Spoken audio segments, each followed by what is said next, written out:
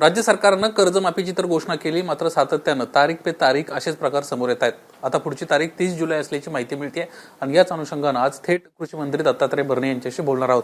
मामा, सारखी तारीख पे तारीख दिली जाते, नेमकी कधी तारीख आहे?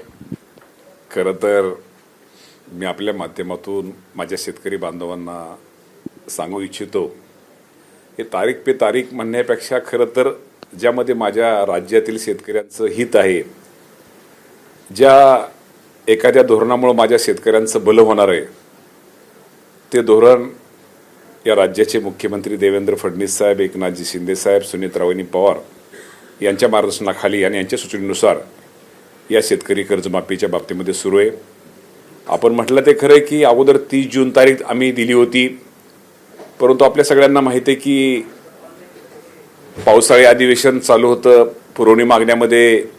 पुरवणी मागण्यावरती राज्यपाल महोदयांची सही, पुरवणी मागण्या मंजूर झाल्याशिवाय आणि राज्यपाल महोदयांची सही झाल्याशिवाय त्यावर आपल्याला ती रक्कम देता येत नव्हती. त्यानंतर आपल्याला एक लक्षात आलं की जे आपले मोठे शेतकरी, जे इन्कम टॅक्स भरणारे मोठे शेतकरी, त्या शेतकऱ्यांची सुद्धा आपल्याला यादी असणं गरजेचं आहे. कारण परत यादी एकदा आपण एखाद्या शेतकऱ्याला कळवायचं कर्जमाफीची रक्कम आणि परत त्याला नंतर कुठंतरी थांबवायचं काय तर अडचण, त्यामुळे सगळीच अख्खी यादी थांबवायची. ह्या गुंतागुंतीची प्रक्रियापेक्षा माझ्या शेतकऱ्याला थेट लाभ मिळाला पाहिजे या उद्देशानं आपल्या सर्वांना माहिती आहे की इन्कम टॅक्सची भरणारे शेतकरी त्यांची यादी पण केंद्र सरकारकडून आपल्याकडे प्राप्त झालेली आहे.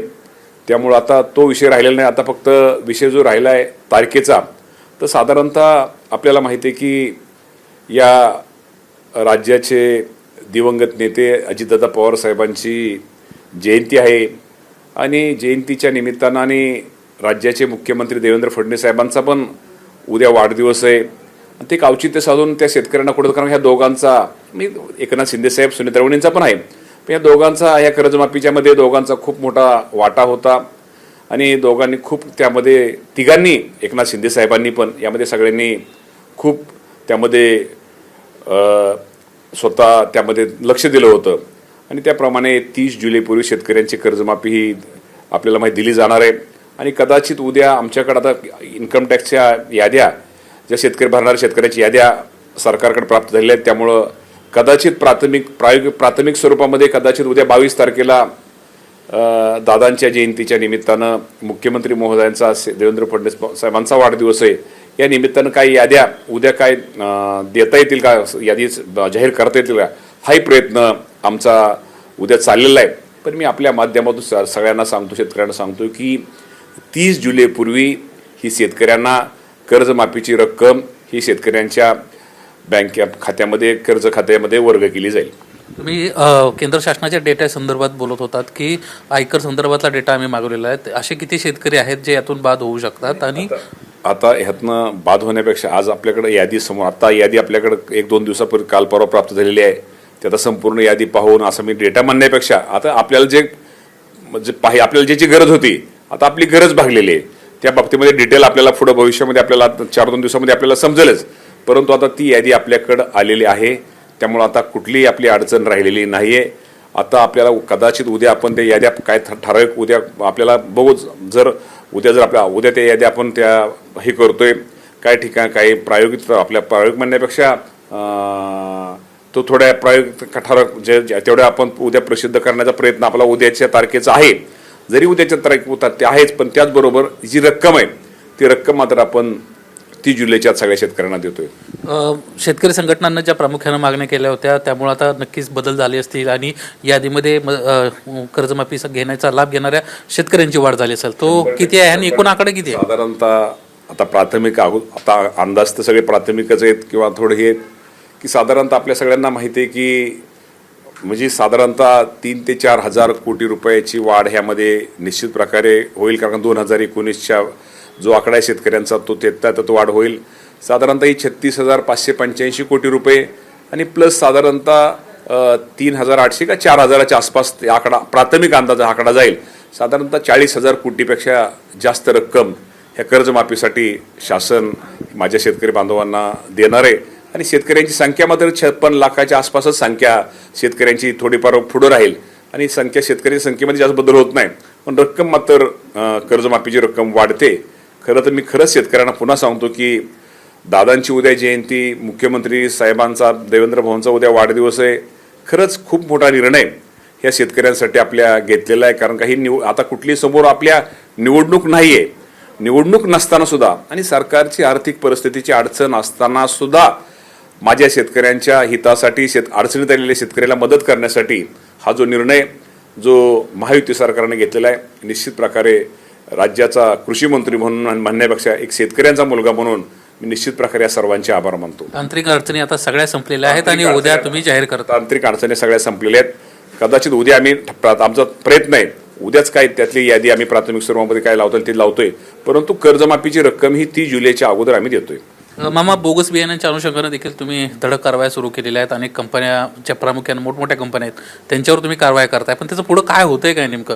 अनेक कंपन्यांची नावे तुमच्याकडे देखील डेटा आहे. 600च्या आसपास काहीतरी तुम्ही गुन्हे दाखल केले असं माहिती मिळते. आता आम्ही तर आपल्या सगळ्यांना माहिती आहे की खरं तर आपल्याला माहिती आहे की शेतकरी अडचणीत आहे आणि अडचणीत आलेल्या शेतकऱ्याला ज्या कुठल्या कंपनीने बोगस बियाणं देऊन त्यांची फसवणूक केलेली आहे त्यांच्यावरती आम्ही तर सगळ्यांनी तुम्हाला माहिती आहे की साधारणतः राज्यामध्ये आता 81 FIR दाखल आहेत आणि मोठ्या मोठ्या कंपन्याच्यावरती गुन्हे दाखल आहेत.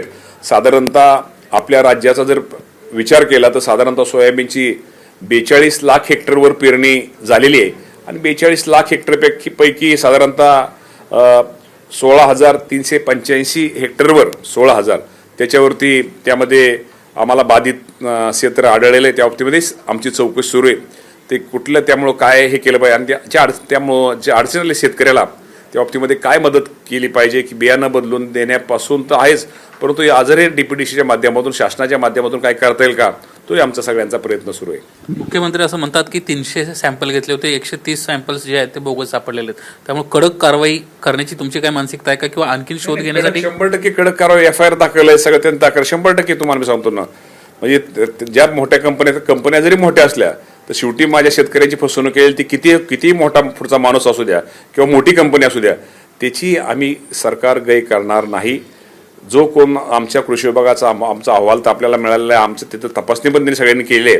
त्या बाबतीमध्ये निश्चित प्रकारे कारवाई ही आम्ही केलेली आहेच, पण अजूनही काय त्यामध्ये काय वाढ करता येईल तो करण्याचा प्रयत्न. किती तक्रारी प्राप्त झाल्या आणि गुन्हे किती दाखल झाले? साधारणतः आपल्याला माहिती आहे की एकूण तक्रारी संख्या ही 11,584 एवढ्या तक्रारी आमच्याकडे प्राप्त झाल्या होत्या आणि त्यामध्ये तालुका तक्रार निवारण समिती ही पाहणी साधारणतः 8,292 ठिकाणची पाहणी केली आणि सोयाबीन पिकाच्या बाबतीमध्ये 7,422 ठिकाणची नमुने हे आम्ही घेतले आणि 7,422 नमुने जे घेतले त्यामध्ये 763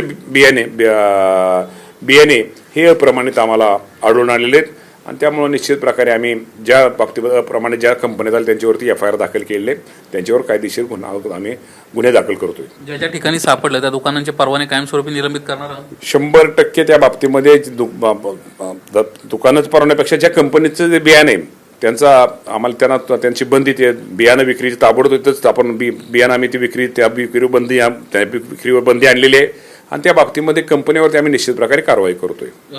किती आकडे परत एकदा महाराष्ट्राला सांगाल का तुम्ही?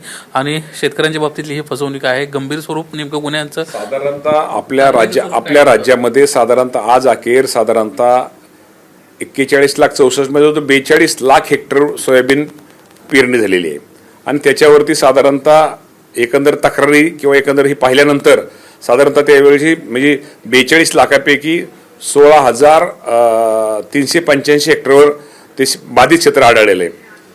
धन्यवाद मामा, आपल्याशी बातचीत केल्याबद्दल. एकंदरीतच आपण पाहतोय मोठ्या प्रमाणात तक्रारी प्राप्त झाल्या होत्या. कृषी खात्यानं देखील आता कारवाईला सुरुवात केलेली आहे. कायमस्वरूपीच परवाने कशा पद्धतीने निलंबित करता येतील याची देखील चाचपणी कृषी खात्याच्या वतीनं सुरू आहे. तर दुसरीकडे उद्याच कर्जमाफी संदर्भातला जी प्राथमिक यादी आहे ती देखील जाहीर होऊ शकते तसा प्रयत्न कृषी खात्याचा सुरू आहे. अशा पद्धतीची माहिती